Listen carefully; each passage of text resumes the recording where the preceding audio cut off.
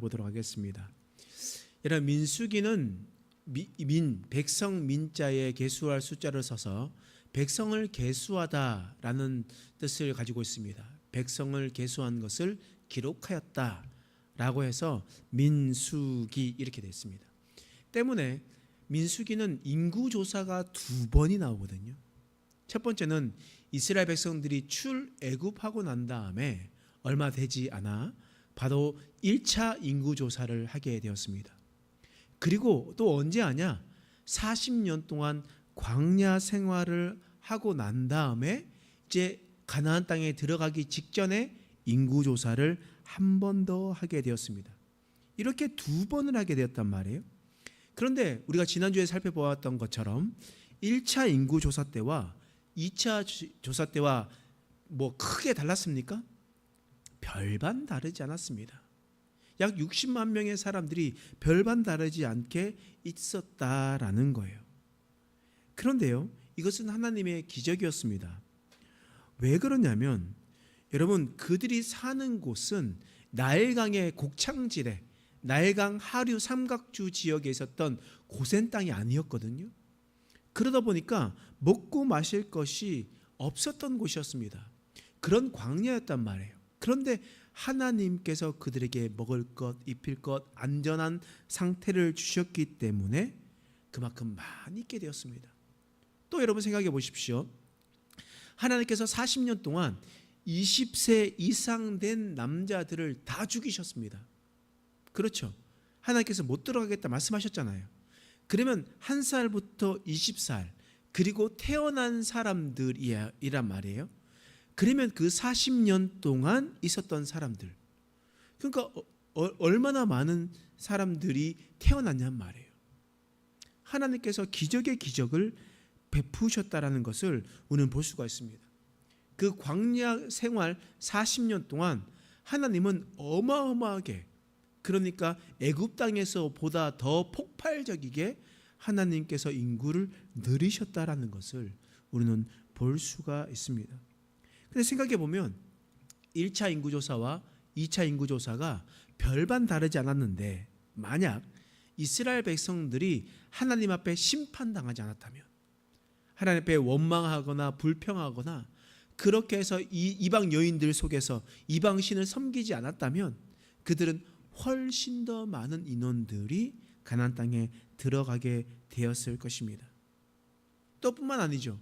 그들이 하나님 앞에 가나안 땅을 주셨을 때 불평불만하고 그 땅에 있는 것을 바라보면서 우리는 메뚜기와 같다라고 얘기하지만 않았더라도 그들은 훨씬 더 빨리 약속된 가나안 땅에 들어가실 수 있었던 것이었습니다. 이처럼 하나님의 역사, 하나님의 삶을 보면 인간의 죄악과 탐욕으로 말미암아 그들이 뒤처졌을 뿐이지 하나님의 약속은 계속해서 그들을 돌보시고 인도하셨다는 것을 우리는 말씀을 통해서 너무나 잘 이해하실 수가 있습니다. 또한 하나님께서 그 시대에 살고 있었던 사회적 약자들을 돌보시고 있다는 것을 우리는 또한 보았습니다. 그 시대의 여자들을 한번 보십시오. 그 시대의 문화와 관습은 여성을 아주 인간 취급하지 않았고 숫자에도 세지 않았습니다. 만약 여기서 인원을 세하려면 여기는 한 명만 모여있다라고 이야기할 수밖에 없습니다. 왜냐하면 20세 이상의 남자 한 명이고 아직 20세 미만에 있었던 현호가 있겠죠. 나머지는 다 여성분이니까 여기는 인원이 다른 사람들이 있어도 한 명만 모여있다라고 그렇게 했었단 말이에요. 그런데 말씀해 보니까 슬로브앗이라는 사람이 있었습니다. 그 슬로브앗이 아들이 없이 죽었어요. 딸밖에 없었습니다. 그 시대에는 딸에게는 재산을, 기업을 물려주지 않았습니다. 그러나 하나님은 어떻게 하셨습니까? 그 딸들에게도 기업을, 재산을 물려주었다라는 겁니다. 주었다라는 거예요. 하나님은 그렇게 사람들에게 인원수도 헤아리지 않았던 그 사람들 또한 돌보시고 인도하셨다라는 거예요. 여러분, 교회나 뭐 세상이나 다름없습니다. 사람들은 누구의 편에 서느냐 했었을 때요, 사실 힘있고 돈있고 자신에게 잘해주는 사람의 편에 서게 돼 있습니다. 뭐 사람도 그렇습니다. 목사도 그럴 때가 참 있습니다. 많은 사람도 그렇지 않습니까? 그렇지 않아야 될 텐데, 근데 사람은 그럴 때가 있습니다. 그러나 하나님은 누구 편입니까? 하나님은요, 힘이 있고 돈 있는 자들의 편이 아니에요. 그러면 하나님은 사회적 약자들의 편입니까? 그것도 아닙니다. 하나님은요, 공의로우신 분이에요. 하나님은 동일하게 하나님께서 사랑하시는 겁니다. 힘 있고 돈 있고 그런 사람도 하나님의 자녀요. 힘 없고 사회적 약자도 하나님의 자녀입니다. 그러므로 하나님은 동등하게 그들에게 대합니다. 돈 있고 힘 있다고 해서 더 잘해주거나, 힘이 없고 돈이 없다고, 힘이 연약하다고 해서 잘 못해주거나, 그런 분이 아니라는 거예요. 여러분, 민수기의 말씀을 통해서 하나님은 얼마나 많은 사람들에게, 사회적 약자들에게, 그들에게 시선이 가지 않는 사람들에게 그들을 돌보시고 인도하셨음을 우리는 너무나 잘 보고 있었습니다. 그만큼 하나님은 공의로우시고 정의로우신 판결하시는 재판장임을 우리는 말씀을 통해서 너무나 잘 알 수가 있습니다. 여러분, 그렇다면 오늘은 어떤 말씀이냐? 오늘은 이스라엘의 제사에 대해서 한번 알아보려고 합니다. 여러분, 이스라엘에는요, 정해진 제사가 있습니다. 다시 말하면 하나님께서 율법으로 정해주신 제사가 있어요. 그래서 이스라엘 백성들은 항상 그 제사를 드려야만 했습니다. 제사장들은 그 때가 맞춰 정한 시기에 그 제사를 드리려고 했습니다. 그래서 그 제사가 어떤 제사가 있었는지 우리가 한번 살펴보도록 하겠습니다. 여러분, 그러면 먼저 민수기 28장 3절 말씀에 이런 말씀이 있습니다. 함께 읽어보겠습니다. 시작. 또 그들에게 이르라, 너희가 여호와께 드릴 화제는 이러하니 1년 되고 흠없는 순양을 매일 2마리씩 상번제로 드리되. 여기서 제사는 어떤 제사가 있습니까? 상번제가 있습니다. 상번제. 여러분, 상번제가 어떤 제사일까요? 상번제란 매일 드리는 제사입니다. 매일 드리는 제사가 바로 상번제라는 거예요. 우리 아침 기도에 드리죠. 아침 기도회처럼 매일매일 드리는 기도, 그 번제가 바로 상번제예요. 그러면 이 상번제를 드릴 때 어떻게 하냐? 여호와께 드릴 화제라. 상번제를 드릴 때, 매일 드릴 때 먼저 화제를 드려요. 여러분, 화제가 어떤 뜻입니까? 화제, 그렇죠. 불로 태워서 드리는 제사, 불로 태워서 드리는 제사가 바로 화제입니다. 1년 된 순양 2마리를 가지고 와서 아침에 하나 불태우고 저녁에 하나 불태우고 그렇게 해서 드리는 제사, 그 제사가 바로 상번제예요. 근데 화제만 드리냐? 또 그렇지 않아요. 5절 말씀입니다. 읽겠습니다. 시작. 또 고운 가루 10분의 1 에바에 빻아낸 기름 4분의 1 흰을 섞어서 소제로 드릴 것이니. 자, 여기서 드리는 제사가 있습니다. 무슨 제사입니까? 상번제 중에 소제가 있습니다. 그러면 소제는 무엇으로 드리는 제사일까요? 그렇죠. 곡식으로 드리는 제사입니다. 곡식으로 드리는 제사가 바로 소제이거든요. 그래서 곡식으로 드리는 제사 소제이기 때문에 뭐가 필요합니까? 준비물, 고운 가루 10분의 1 에바. 고운 가루. 그러니까 이스라엘 백성들이 지금처럼 기술이 있었던 것이 아니잖아요.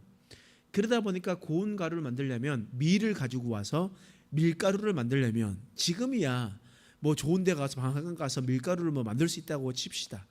근데 그 오래전에 밀가루를 만들려면 어떻게 되겠습니까? 고운 가루를 만들려면 엄청 열심히 빻아야겠죠. 갈아야겠죠. 맷돌로 돌려야겠죠. 그렇게 하면서 그때부터 소제가 시작됐던 거예요. 그러면서 그것을 돌리면서 제사를 시작했던 거예요. 준비했던 마음으로. 그러면서 얼마나 준비하냐? 매일 10분의 1 에바예요. 10분의 1 에바. 1 에바가 얼마냐면 22리터입니다. 22리터. 그러니까 20kg 쌀포대 거기에 밀가루가 가득 차 있다고 생각하십시오. 그런데 10분의 1 에바니까 얼마예요? 2.2리터겠죠. 그러니까 2.2리터. 그러니까 이 생수병 하나 거기에 들어가는 정도의 10분의 1 에바를 가지고, 그리고 기름 4분의 1 흰입니다. 기름이 필요해요. 이 기름 무슨 기름일까요? 1번 참기름, 2번 들기름, 4번 감람유. 네, 예, 맞습니다. 너무 잘하고 계시네요. 올리브유죠. 올리브유. 그래서 올리브유를 준비를 하는 거예요. 그래서 여러분 만약에 밀가루를 준비를 했으면 거기에 참기름 부으면 돼야 안 돼요? 안 돼요. 뭘 부어야 된다고요? 올리브유를 붓는 거예요. 올리브유를 붓는데 1흰이 얼마냐면요, 3.67리터니까 한 3.6리터입니다. 3.6리터니까 4분의 1흰 하면 900ml 정도 되겠죠, 그죠? 자, 900ml. 그러니까 우리 올리브유가 뭐 이렇게 크게 900ml 정도 되는 거 있잖아요. 우리가 마트에서 파는 거. 그러니까 우리 그 2.2리터 정도 되는 밀가루를 가지고, 그리고 난 다음에 거기에 올리브유를 부어서 그거를 섞어요. 그럼 뭉쳐지겠죠. 뭉쳐지는 것을 가지고 찌거나 전으로 부치거나 아니면 그것을 가지고 뭐 냄비에 올려서 뭐 찌던가 뭐 이렇게 해가지고 소제를 드리는 겁니다. 소제를 하나님 앞에. 그래서 여러분 소제에 섰을 때 매일 드리는 제사로 진설병 여러분 기억하십니까? 다윗이 도망갔었을 때에 먹을 것이 없냐라고 했었을 때 진설병이 있었다고 하잖아요. 그 병이 바로 떡인데 바로 2.2리터 정도 되는 걸로 만들어진 떡빵입니다. 빵. 그 빵을 가지고 그걸 먹었다라는 것을 우리가 볼 수가 있겠죠. 이게 바로 상번제로 드렸던 제물, 상번제로 드렸던 제물이고요. 그것이 바로 소제입니다. 그리고 그렇게 끝나지 않아요. 또 무엇이 있느냐? 7절 말씀이에요. 7절 말씀 읽겠습니다. 시작. 또 전제는 어린 양 한 마리에 4분의 1 흰을 드리되 거룩한 곳에서 여호와께 독주의 전제를 부어 드릴 것이며. 여기서 상번제에 드리는 제사가 어떤 제사였습니까? 매일 드리는 제사 중에 어떤 제사가 있어요? 전제가 있어요. 전제. 전제는 어떤 제사입니까? 전제. 그렇죠. 액체를 부어서 드리는 제사가 바로 전제입니다. 전제예요. 그래서 이 전제를 맨날 하나님 앞에 드리는데, 그러면 이 전제에 드렸던 것이 어떤 것일까요? 1번 참기름, 2번 들기름, 3번 올리브유, 4번 독주. 몇 번입니까? 네, 4번 독주입니다. 여기 있잖아요. 여호와께 독주의 전제를 부어 드릴 것이며. 그렇죠. 그래서 독주가 뭐냐면 독한 술이죠. 독한 술을 하나님께 부어서 드렸다. 이것이 양 한 마리에, 그러니까 양 한 마리를 드릴 때 4분의 1 흰을 드리는 것이다. 그러니까 아침에 양 한 마리를 드렸으면 독주를 어떻게 해요? 900ml를 준비해서 같이 부어서 드리고, 저녁에 한 마리 드리면 900ml를 준비해서 독주를 부어 드리는 거예요. 그래서 하나님께 드리는 전제는요, 뭐 독주만 있는 것이 아니라 포도주도 있을 것이고요, 또 기름도 있습니다. 또 물도 됩니다. 예를 들어서 다윗이 내가 베들레헴, 왜냐하면 베들레헴 다윗의 고향이 베들레헴이잖아요. 베들레헴에 있었던 우물물에 있는 것을 먹고 싶은데 라고 이야기하니까 그 베들레헴 속에 있었던 거기에 있었던 사람들이 쳐들어와서 거기를 점령하고 있었거든요. 그러니까 이 다윗의 부하가 3명이 쫓아가가지고 거기에 있는 우물물을 떠왔단 말이에요. 그것을 가지고 왔어요. 그러니까 탄식하면서 내가 잘못된 말을 해가지고 내 수하에 있는 사람을 죽일 뻔했다. 내가 어떻게 이것을 먹을 수가 있느냐. 여호와께 부어 전제로 드렸죠. 이게 바로 전제입니다. 부어서 드리는 것. 그래서 올리브유를 붓고 물도 붓고 포도주도 붓고 독주도 붓고 그렇게 하나님 앞에 물로 드리는 제사, 액체로 드리는 제사, 그 제사가 바로 전제예요. 그리고 난 다음에 있었던 것들을 천천히 읽어보면 이렇게 제사를 드리는구나. 우리가 지난번에 레위기 공부할 때 너무나 잘 배웠기 때문에 여러분 잘 기억하고 계시죠? 이렇게 한번 복습을 해야지 또 다시 마음에 또 새겨지는 거니까. 여러분 이렇게 제사를 있는데 상번제를 드릴 때 화제를 드리고 또 소제를 드리고 전제를 드리는 겁니다. 그래서 여러분 단어를 보는데 눈으로는 읽을 수 있는데 뜻을 몰라가지고 성경이 어려워질 수가 있습니다. 그래서 상번제 매일 드리는 제사구나, 화제를 드리구나, 어린 양을 태워서 드렸구나, 소제를 드렸구나, 곡식으로 하나님께 제사를 드렸구나, 전제를 드렸구나, 무언가를 부어서 하나님께 제사를 드렸구나 라고 우리는 생각하면서 성경을 읽으시면 됩니다. 자, 그러면 이 매일 드리는 제사는 상번제예요. 그러면 일주일마다 드리는 제사가 있습니다. 그 제사 어떤 제사겠습니까? 언제 드릴까요? 1번 월요일, 2번 수요일, 3번 토요일, 4번 일요일. 몇 번일까요? 그러면 어려우니까 9절 말씀 한번 읽어보겠습니다. 읽겠습니다. 시작. 안식일에는 1년 되고 흠없는 순양 2마리와 고운 가루 10분의 2에 기름 섞은 소제와 그 전제를 드릴 것이니. 자, 이제 언제 제사를 드린다고요? 안식일이요. 자, 그러면 안식일은 무슨 요일입니까? 그렇죠, 토요일이죠.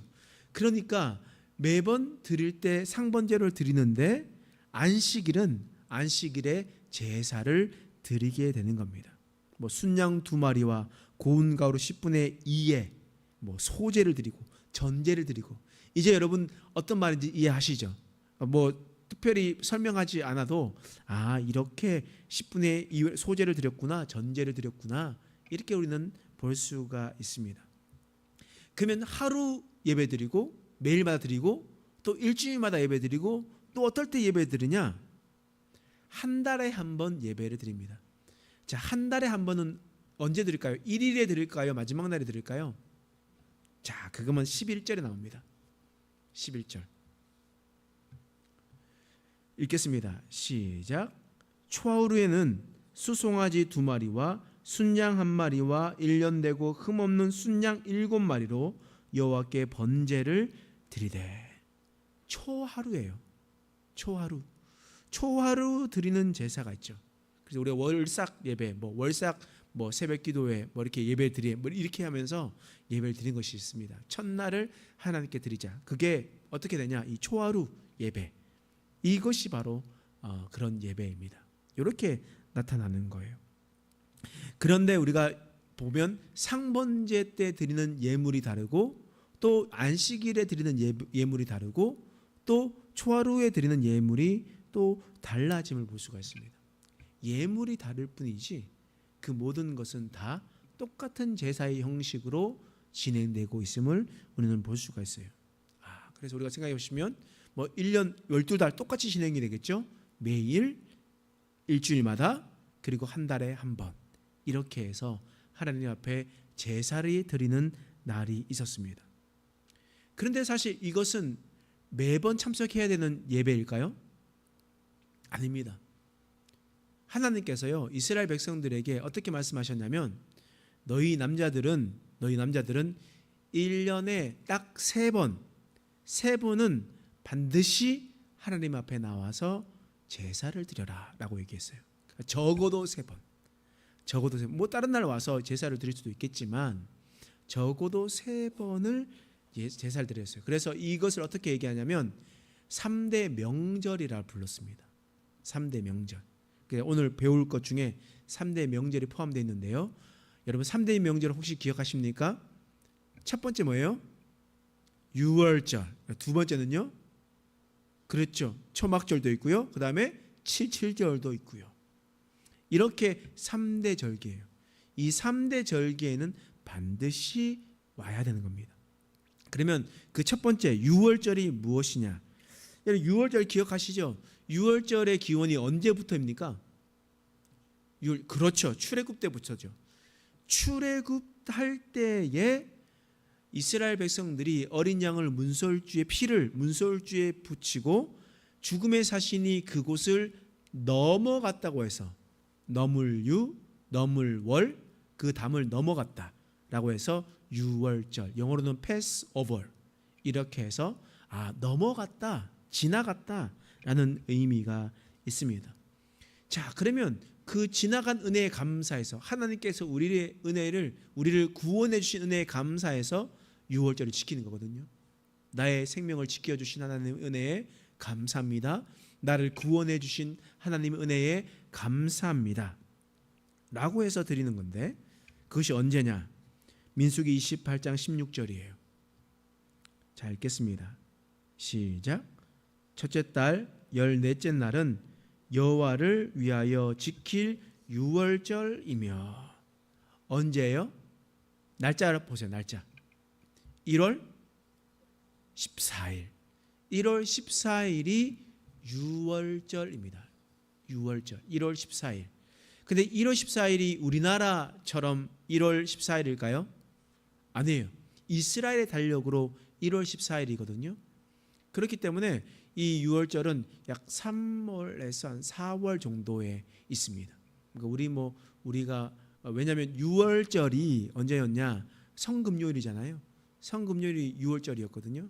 근데 그 날짜와 비슷하진 않지만 우리와 헤아리는 것은 다르긴 하지만 우리가 한 그 언저리에 바로 6월절이 진행이 된다라고 생각하시면 됩니다.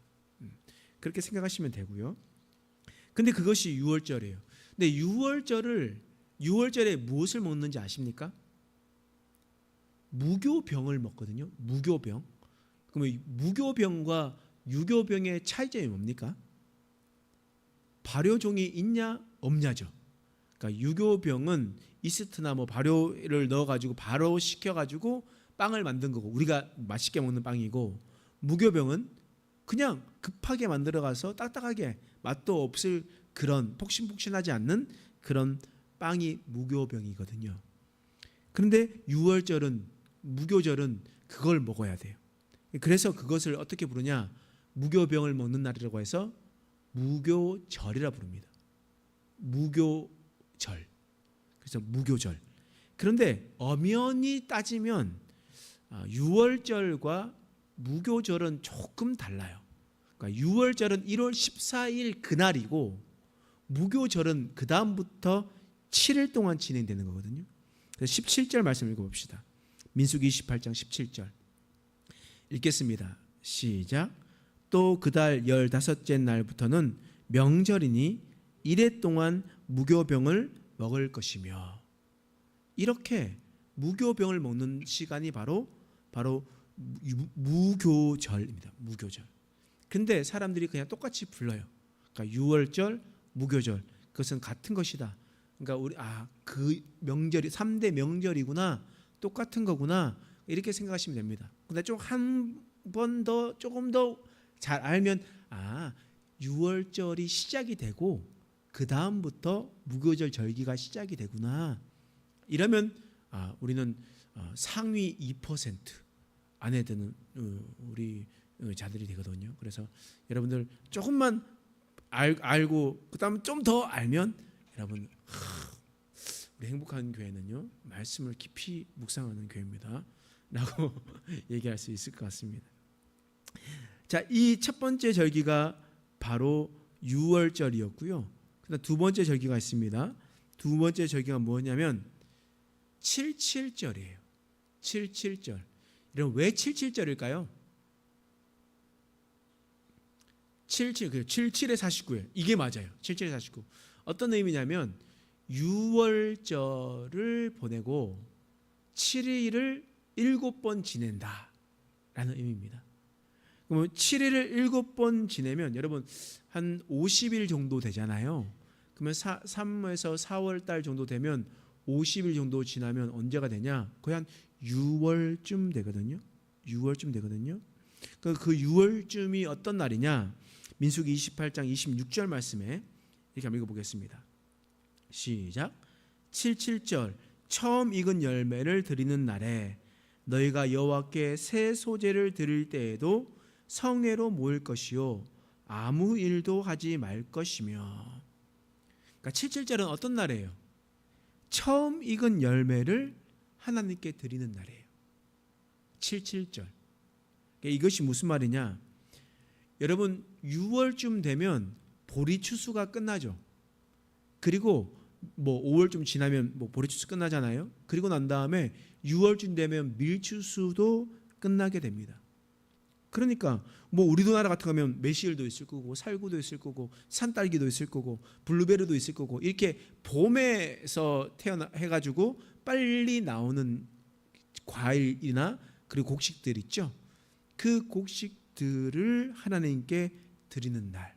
뭐 우리나라로 얘기하면 지금으로 얘기하면 맥추감사주일 이렇게 우리는 드릴 수 있을 것 같습니다. 이렇게 처음 익은 열매를 드리는 날, 이 날이 7절이거든요. 근데 이 7절을 다른 말로 하면 무슨 날입니까? 다른 말로 그렇죠. 오순절입니다. 오순절. 왜 오순이라고 합니까? 순이 10순이거든요. 그러니까 10입니다. 10. 그래서 10개. 5가 10개 쓰면 며칠이죠? 50일이죠. 그러니까 7에 49 다음 날 바로 오순절이다 라고 얘기해서 오순절이라고 부릅니다. 이렇게 해서 하나님께 감사의 예물을 드리는 날, 그날이 바로 오순절이라는 거예요. 또 다른 날이 있습니다. 이런 민수기 29장 1절 말씀에 보면 한번 읽어보겠습니다.